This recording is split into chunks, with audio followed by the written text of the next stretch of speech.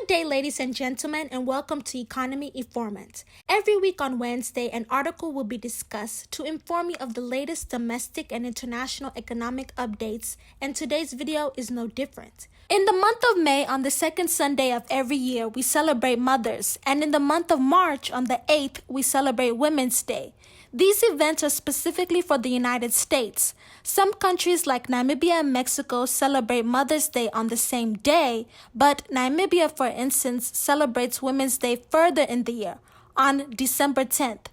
But in the case of the United States, besides May and March beginning with the word M, March was the first month when Congress somewhat decided to take COVID-19 serious, and May is the chosen month for some states, such as Texas, to start easing restrictions to improve their state's GDP. What Texas and the United States have in common is that the men are the commanders for the executive office.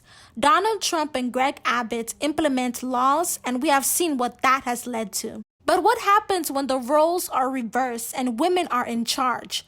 Well, to celebrate women in this lovely month of May and to share how some other country leaders are getting stuff done, for this week's video, I will discuss why our women-led nations are doing better with COVID-19 and how female leaders are more equipped to handle coronavirus. Disclaimer, I am not saying women are better than men, nor am I saying men are better than women. What I will do is summarize some things other countries are doing that have helped them endure the marathon of staying optimistic while Corona is knocking down on many of their participants. We hear it all too well. He did that and he's trying to do this. But in reality, he doesn't know what he's doing.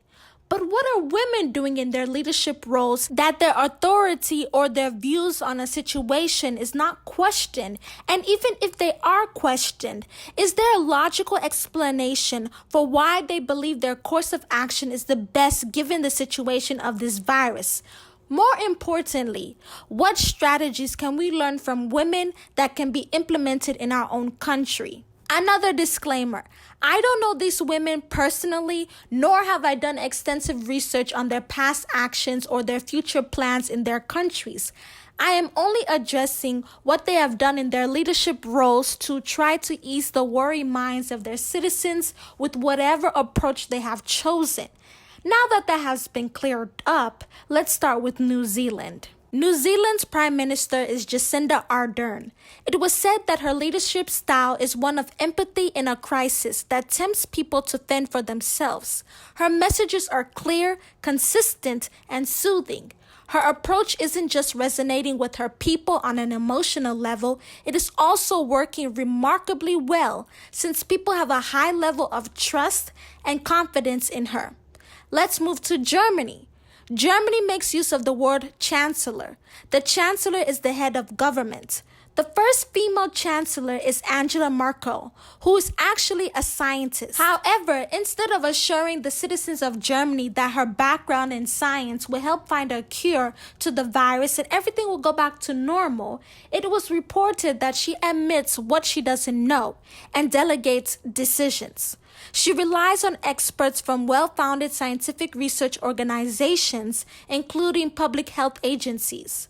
Also, on March 18th, when schools in Germany were ordered to shut down, she gave a speech and she emphasized the importance of making transparent political decisions and insisted that any information that she shared about the pandemic was based on thorough research. From the two women that I have discussed so far, we can see compassion and understanding are recurring themes. It is important to remember other factors do contribute to the lower numbers in Germany and New Zealand compared to the United States, but the approach of directness is undeniable. Lastly, before I discuss why female leaders have been handling coronavirus better than men, let us applaud the efforts of Ms. Sarah from Namibia.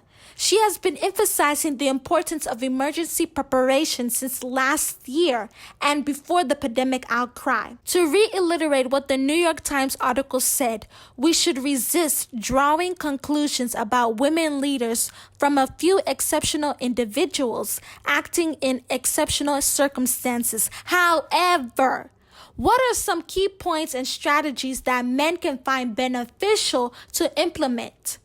Number 1, invite various perspectives and people to determine what is the best action.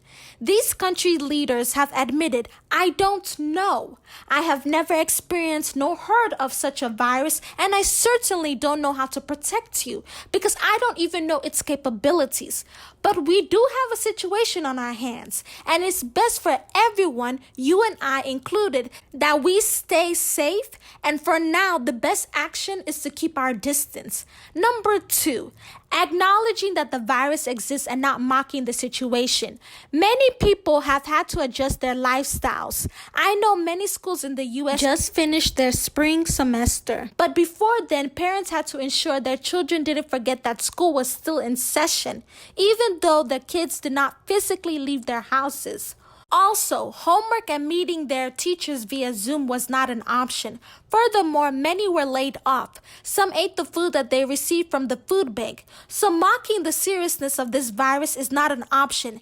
And in this case, I am directly speaking about the US president and how he called coronavirus a hoax. Britain is another example. How far did delaying tactics get you, Mr. Boris Johnson?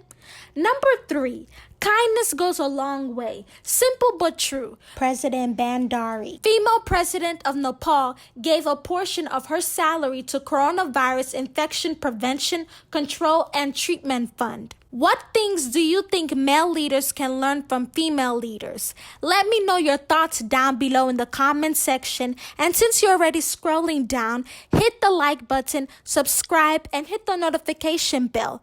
Thank you for tuning to Economy Informant, and I hope you enjoyed the discussion on some of the strategies that female leaders used and are still using to get their citizens to instill confidence in them, making them more equipped to handle the coronavirus.